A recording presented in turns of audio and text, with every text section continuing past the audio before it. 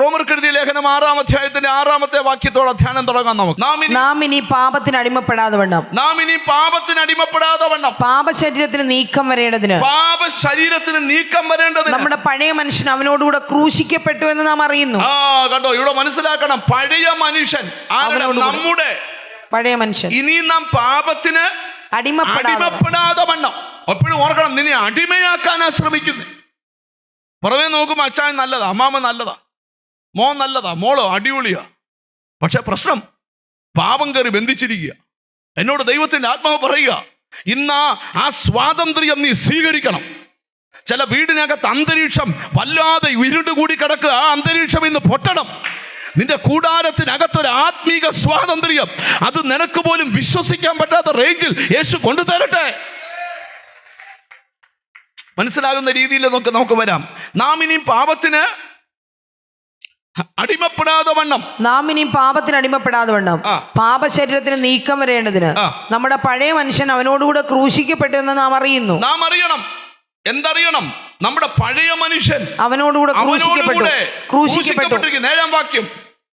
അങ്ങനെ മരിച്ചവൻ പാപത്തിൽ നിന്ന് മോചനം പ്രാപിച്ചിരിക്കുന്നു. മോചനം പ്രാപിച്ചിരിക്കുന്നു. നിന്റെ ജഡമനുഷ്യനെ ദൈവത്തിന് സ്തോത്രം, ക്രൂശിൽ തടച്ചിരിക്കാൻ അങ്ങനെ ഉള്ളവൻ പാപത്തെ ജയിച്ചിരിക്കുന്നു.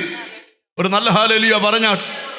അടുത്തൂടെ, നാം ക്രിസ്തുവിനോടുകൂടെ മരിച്ചുവെങ്കിൽ അവനോടുകൂടെ ജീവിക്കുമെന്ന് വിശ്വസിക്കുന്നു. നാം ക്രിസ്തുവിനോടുകൂടെ മരിച്ചെങ്കിൽ അവനോടുകൂടെ ജീവിക്കുമെന്ന് വിശ്വസിക്കുന്നു. ക്രിസ്തു മരിച്ചിട്ട് ഉയർത്തെഴുന്നേറ്റിരിക്കയാൽ ഇനി മരിക്കയില്ല, മരണത്തിന് അവന്റെ മേൽ ഇനി കർത്തൃത്വമില്ല എന്ന് നാം അറിയുന്നുവല്ലോ.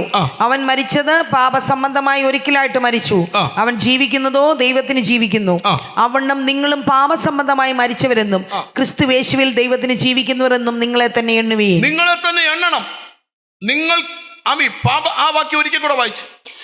അവണ്ണം നിങ്ങളും പാപസംബന്ധമായി മരിച്ചവരെന്നും ക്രിസ്തുവേശുവിൽ ദൈവത്തിന് ജീവിക്കുന്നവരെന്നും നിങ്ങളെ തന്നെ എണ്ണണം. അടുത്ത വാക്യം കൂടെ വായിച്ചാൽ, ആകയാൽ പാപം നിങ്ങളുടെ മർത്യ ശരീരത്തിൽ അതിന്റെ മോഹങ്ങളെ അനുസരിക്കുമാർ ഇനി വാടരുത്.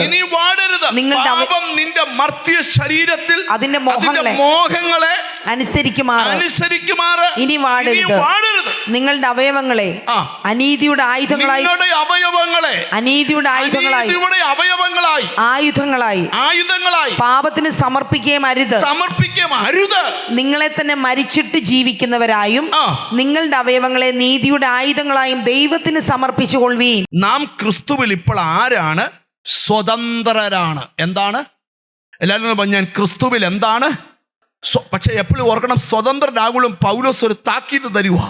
സ്തോത്രം, അതിൽ ഉറച്ചു നിൽക്കണം.